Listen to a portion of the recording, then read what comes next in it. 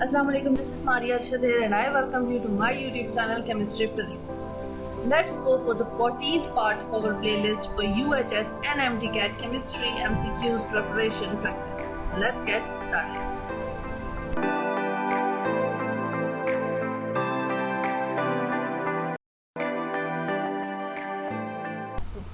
Question number 1 is consider the following conversion. तो यहाँ पे आप हमें एक कन्वर्जन दी गई है और उसमें पूछा गया है कि which of the above compound represent A B C respectively in the conversion. अब इस कन्वर्जन में हमें बताना है कि जो ए बी और सी लिखा गया है ये कौन से कंपाउंड है। सो देखते हैं, सबसे पहले हमें जो रिएक्टेंट दिया गया है वो क्या है जी, इथेनॉल है। इथेनॉल के साथ PI3 को रिएक्ट करवाएं तो कंपाउंड बनेगा ए। अब अगर हम इथेनॉल को रिएक्ट करवाते हैं PI3 के साथ तो हमारे पास आता है आयोडोइथेन। अगर हम जैसे यहाँ पे करें CH3 क्या बनेगा, जब अल्कोहल रिएक्ट करेगा, इथेनॉल जब रिएक्ट करेगा PI3 के साथ तो क्या बन जाएगा CH3 CH2 और यहाँ पर लग जाता है I, तो ये क्या बना आयोडोइथेन, इसको हम कहते हैं आयोडोइथेन।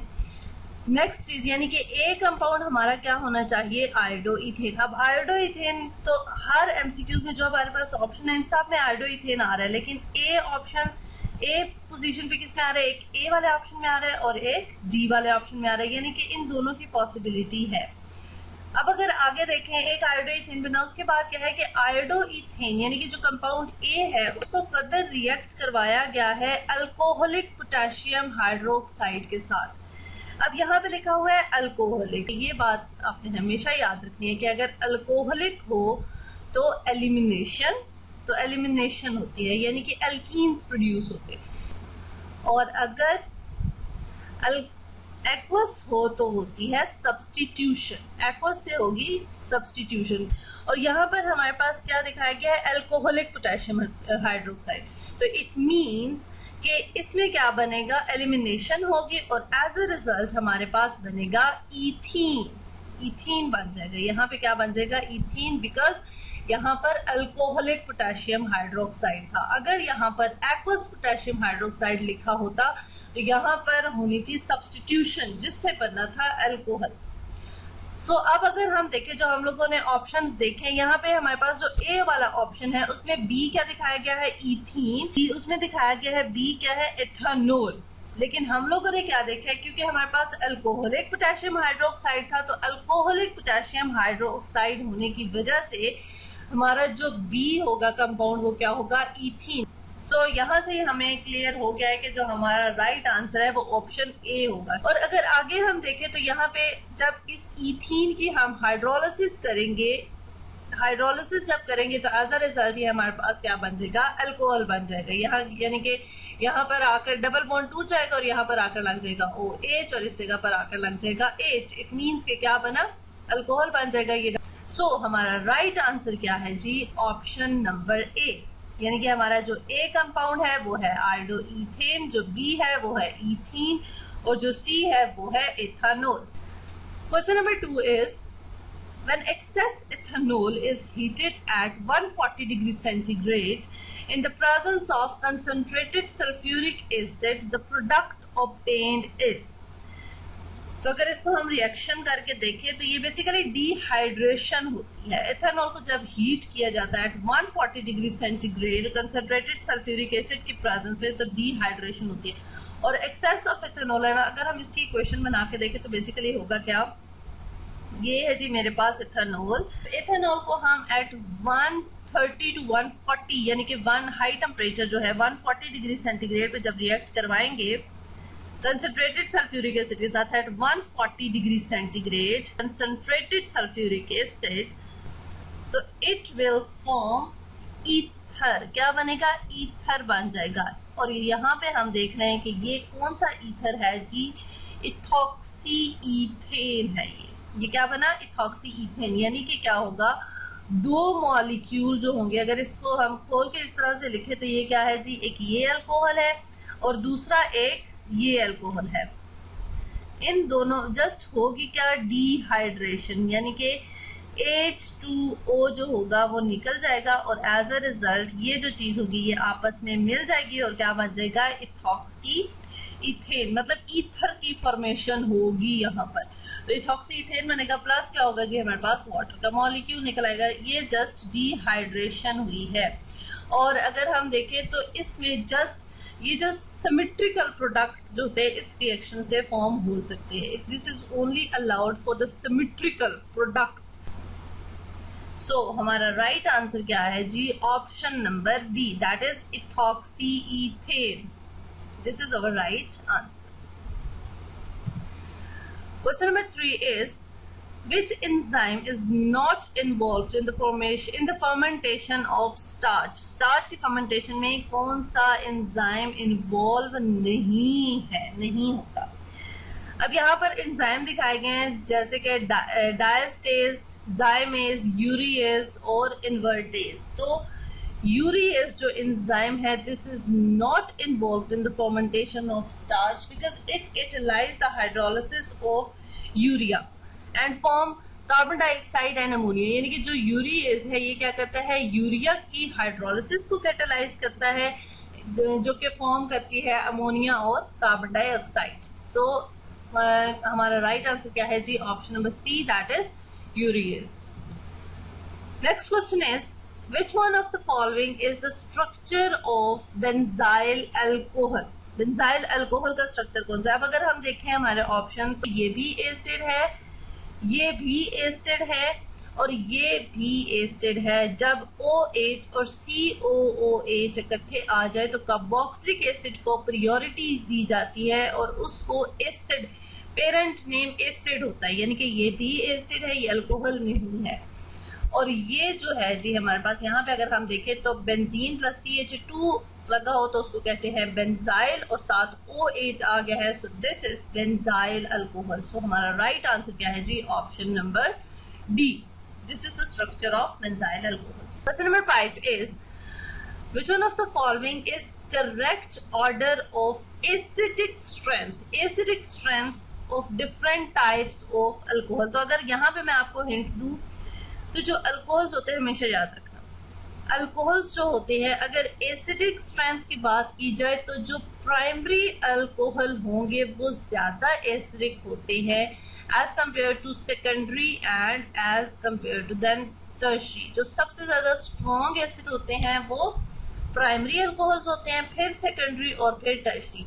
लेकिन अगर बेसिसिटी की बात की जाए तो बेसिसिटी का ऑर्डर फॉर अल्कोहल्स क्या होगा जी, कि टर्शियरी ज्यादा बेसिक होता है then secondary and then primary, यानी कि ऑर्डर दोनों का ऑपोजिट होता है। लेकिन यहाँ पर हमें किस चीज का ऑर्डर मांगा गया है, एसिडिक कैरेक्टर का। एसिडिक कैरेक्टर का तो हमें पता है कि प्राइमरी अल्कोहल जो है वो ज्यादा स्ट्रॉन्गर एसिड होता है as compare to secondary alcohol and then tertiary, because acid होता क्या है, अगर हम बात करें राइट आंसर वैसे हमारा ऑप्शन बी है, क्योंकि प्राइमरी अल्कोहल ज्यादा एसिडिक होता है। क्योंकि एज वी नो एसिड क्या होता है, विच इजीली डोनेट प्रोटोन, जो कि इजीली डोनेट करेगा प्रोटोन, वो होता है हमारे पास एसिड। अब अगर हम बात करें टर्शियरी अल्कोहल की, टर्शियरी अल्कोहल यहाँ पे क्या लगे होते हैं, आर ग्रुप, यानी कि CH3 कोई भी आर ग्रुप लगा होगा और यहाँ पे लगा होता है OH अल्कोहल, टर्शियरी अल्कोहल तो ये होगा ना। अब क्या होता है, ये जो इलेक्ट्रॉन यहाँ पे जो आर लगे होते हैं अल्कोहल्स में वो क्या होते हैं, इलेक्ट्रॉन, यानी कि कोई मिथाइल लगा होगा, इथाइल, प्रोपाइल, कुछ भी हो सकता है। ये क्या होते हैं, इलेक्ट्रॉन डोनेटिंग होते हैं। इलेक्ट्रॉन डोनेटिंग होने का मतलब क्या है कि ये सारे कर रहे होते हैं इलेक्ट्रॉन डोनेट। जब ये इलेक्ट्रॉन डोनेट करते हैं तो यहाँ से हाइड्रोजन का एज अ प्रोटोन निकलना मुश्किल हो जाता है। सो इट मीन्स कि अगर हाइड्रोजन का एज अ प्रोटोन निकलना मुश्किल हो जाए तो वो वीक एसिड है। इस वजह से हम कहते हैं कि एसिडिटी में जो टर्शियरी अल्कोहल होता है वो वीक एसिड है। लेकिन प्राइमरी क्या है, क्योंकि प्राइमरी में अगर हम बात करें तो जस्ट एक CH3 लगा होगा, जस्ट एक, तो इतना उसका इफेक्ट नहीं होता इलेक्ट्रॉन डोनेटिंग का, यानी कि इसी वजह से प्राइमरी जो है वो टर्शियरी के और सेकेंडरी के कंपैरिजन में स्ट्रॉन्गर एसिड है। और अगर हम बेसिसिटी की बात करें तो अगर बेसिसिटी हम कहेंगे कि अगर OH को लूज करे तो यहाँ पे तो CH3 इलेक्ट्रॉन डोनेटिंग इतने ज्यादा लगे हैं, तो वो OH को इजीली रिमूव करके बना देगा कार्बोकेटाइन, क्योंकि इसमें कार्बोकेटाइन की फॉर्मेशन भी होती है ना। और जब कार्बोकेटाइन बनेगा तो एज वी नो कि tertiary carbocation is more stable then secondary carbocation. तो इस वजह से फिर हम क्या कहेंगे कि ये जो है वो ज्यादा स्ट्रॉन्ग, जो स्ट्रॉन्ग बेस है वो टर्शियरी स्ट्रॉन्गर बेस होती है। और एसिड की अगर हम बात करें तो एसिड्स में एनाइन की फॉर्मेशन होती है। जब H पॉजिटिव हट जाएगा तो क्या बनेगा, एनाइन। और एनाइन जो होता है वो प्राइमरी एनाइन ज्यादा स्टेबल होता है as compare to secondary and tertiary. So इसी वजह से स्ट्रॉन्गर एसिड जो है वो प्राइमरी अल्कोहल, फिर सेकेंडरी है और फिर टर्शियरी है। So this is our right answer. Question number 6 is which compound shows hydrogen bonding. Hydrogen bonding कौन सा शो करेगा, अब यहाँ पे दिखाया गया इथेन, ईथर और ये अल्काइल हैलाइड दिखाया गया है। और ऑप्शन डी जो है ये अल्कोहल है। तो एज वी नो कि जो अल्कोहल होते हैं वो हाइड्रोजन बॉन्डिंग करते हैं वाटर के साथ। तो हमारा राइट आंसर क्या है जी, option number D. Next question is ethanol can be converted into ethanoic acid by. तो ये इसका आंसर है जी ऑक्सीडेशन। तो ये जैसे कि एक मैं आपको तरीका बताती हूँ कि हमेशा ऑक्सीडेशन की सीरीज चलती है। लाइक सबसे पहले क्या होते हैं, अल्कीन। ये अगर आपको याद हो गया एक चेन, तो आपको ऑक्सीडेशन और रिडक्शन बहुत इजी हो जाएगा। अगर अल्कीन की ऑक्सीडेशन की जाए तो एज अ रिजल्ट हमारे पास बनता है अल्कोहल। और जब आगे से अल्कोहल की ऑक्सीडेशन की जाए तो बनता है एल्डिहाइड्स। एल्डिहाइड की फॉर्मेशन होती है। और जब एल्डिहाइड्स की ऑक्सीडेशन की जाए तो एज अ रिजल्ट हमारे पास बन जाते हैं कार्बोक्सिलिक एसिड। और फिर फर्दर अगर इसको ऑक्सीडाइज किया जाए तो कार्बन डाइऑक्साइड जो होता है वो निकल जाता है। जो रिडक्शन का प्रोसेस होता है वो जस्ट इस सारी चेन इन्वर्ट हो जाती है। मींस कि COOH अगर इसकी रिडक्शन की जाए तो फॉर्मेशन होगी एल्डिहाइड की, एल्डिहाइड कीटोन्स की। और अगर एल्डिहाइड कीटोन की रिडक्शन की जाए तो फॉर्मेशन होगी अल्कोहल की। और अल्कोहल की रिडक्शन अगर की जाए तो फॉर्मेशन होगी अल्कीन की। ऑक्सीडेशन जो होता है वो यूं चलती है और जो रिडक्शन है वो सारा प्रोसेस उलट होता है। रिडक्शन इस तरह से चलती है, सही। तो इसके अकॉर्डिंग अगर हम देखें ethanol can be converted into ethanoic acid by. तो यहाँ से अब अल्कोहल को एसिड में कन्वर्ट करना है ना, तो क्या होगी, ऑक्सीडेशन होगी। अल्कोहल है, अल्कोहल की ऑक्सीडेशन होगी। सबसे पहले क्या बनेगा, एल्डिहाइड यानी कि इथेनॉल बन जाएगा। और फिर इथेनॉल की दोबारा से ऑक्सीडेशन होगी तो बन जाएगा इथेनोइक एसिड। तो किस प्रोसेस के थ्रू बन रहा है, ऑक्सीडेशन के थ्रू। तो this is our right answer. हमारा राइट आंसर क्या है, option number B. Next question is question number 8.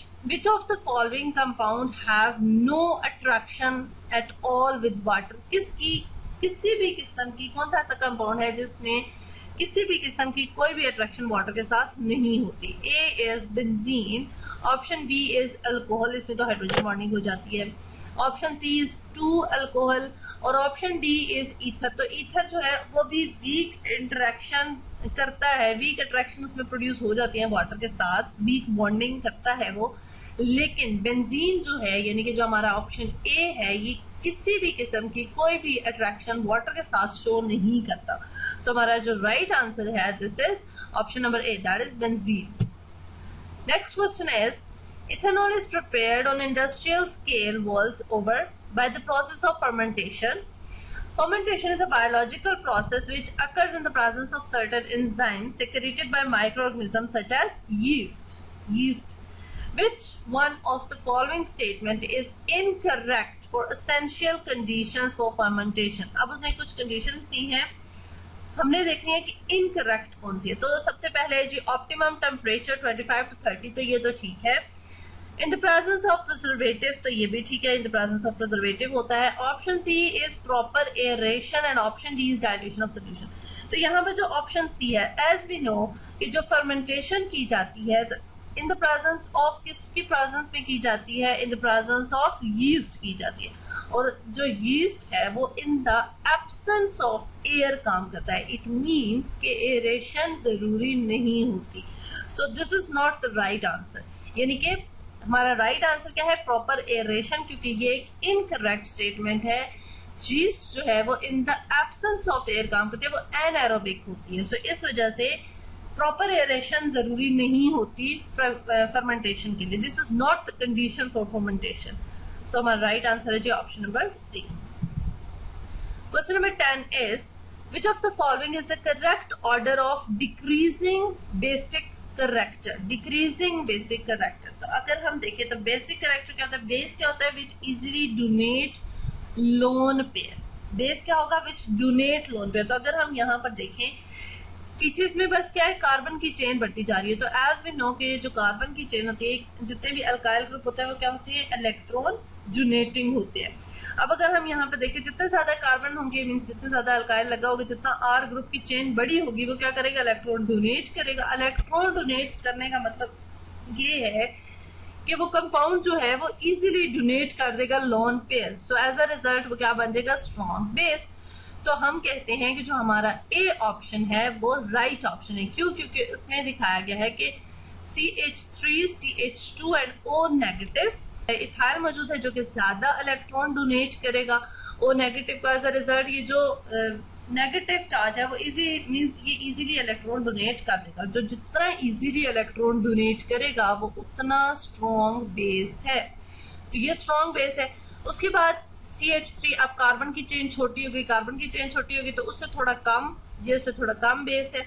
और अगर यहाँ पे देखें तो यहाँ पे तो कोई इलेक्ट्रॉन डोनेटिंग ग्रुप मौजूद है ही नहीं, तो इसको O नेगेटिव निकालना मुश्किल होगा. सो जो जितना इजीली डोनेट करता है इलेक्ट्रॉन पेयर वो क्या होता है जी? Strong base. वो उतना ही स्ट्रॉन्ग बेस होगा. सो इसके अकॉर्डिंग हमारा राइट आंसर क्या है जी? Option number A. So these were all today's MCQs. Inshallah, next video I'll be back again. It's a more MCQs. So keep watching. So give a big thumbs up to my video if you like it. Stay tuned. Subscribe to my channel. Thanks for watching.